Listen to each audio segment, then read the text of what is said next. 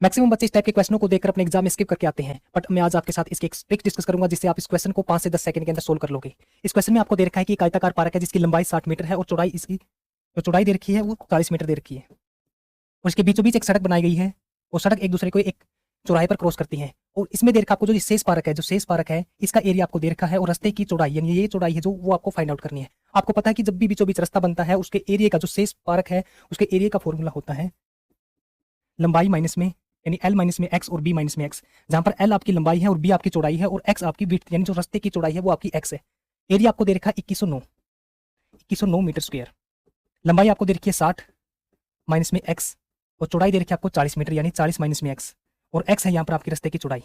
अब यहाँ से आप इस क्वेश्चन को आगे सोल्व करोगे तो यही बनेगी आपकी क्वाड्रेटिक इक्वेशन। इसको बचने के लिए यानी एक्स स्क्वायर से बचने के लिए आपको जाना डायरेक्ट ऑप्शन पर।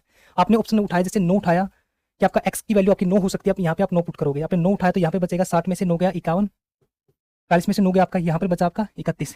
जब आप एक की और एक की गुणा करोगे तो लास्ट डिजिट आएगी यहाँ से आपकी 1, तो यहाँ पे आपका 9 यानी ऑप्शन नंबर डी आपका राइट आंसर नहीं होगा। इस तरीके से आपने ऑप्शन उठाने हैं। हमने ऑप्शन उठाया 1, यहाँ पर एक्स की वैल्यू आपकी 3 है तो 60 में से 3 गया आपका, यहाँ पे बचा 7 यानी 57 बचा तो उसकी लास्ट डिजिट 7 आपकी।